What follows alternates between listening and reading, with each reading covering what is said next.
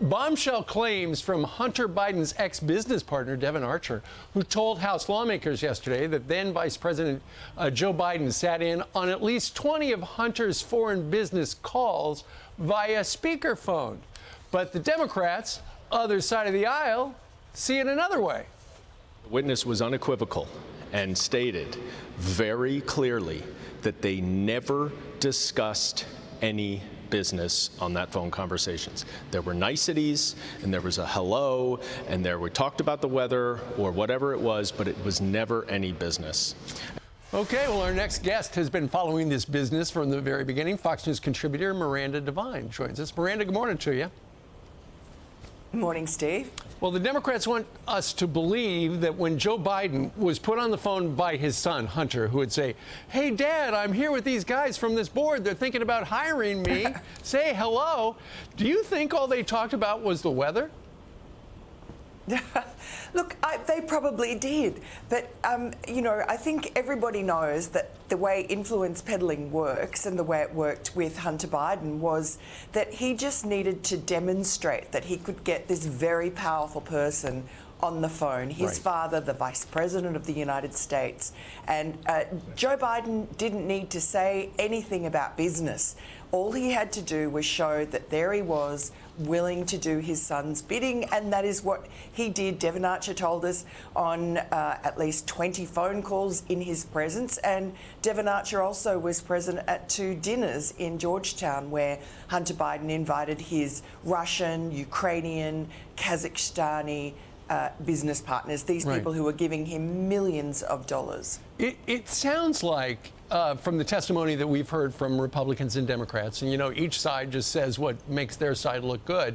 It sounds like what Devon Archer said was Hunter Biden essentially used the speakerphone to his dad as a sales tool. It's like, hey, look at this access. Hire me. My dad's the president. I can just get him on the phone. Exactly, and that's what he was selling, influence peddling. They were selling the influence of Joe Biden, who at that point as vice president had been basically given Ukraine and China and Russia by President Obama. He was the most powerful man in the United States, in those countries, and he wielded the power of the purse. He withheld $1 billion or threatened to withhold $1 billion of US aid from Ukraine unless they fired the very prosecutor who was investigating the company that was paying his son $83,000 a month. And so it's really disingenuous, I think, of Dan Goldman and the other Democrats to treat the American people as fools.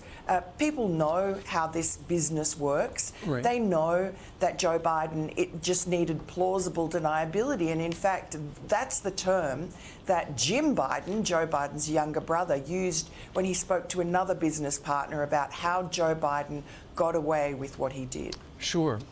Ultimately, the Democrats, though, say Hunter Biden was tried to sell the illusion that he was providing access to Joe when he was not. So, in other words, he puts his dad on and they talk about the weather, but there were no laws broken, the Democrats say. Well, look, it's just ridiculous for the Democrats to expect the American people to believe that this was all above board and this was just a loving father that Joe Biden is, checking in on his son every day.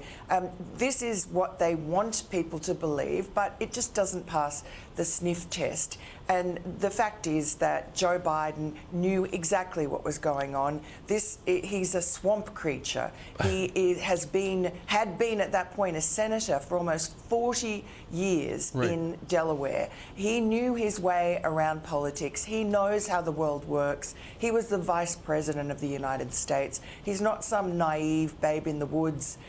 He knew what was going on, and he had met with Hunter Biden's overseas business partners that we know of at least a dozen times in person, and he lied about it to the American people. If it was all above board, why didn't he admit it instead of repeatedly telling us that he knew nothing about his son Hunter's overseas business dealings? He famously said that a number of times, and that's why the Republicans say that is grounds for impeachment.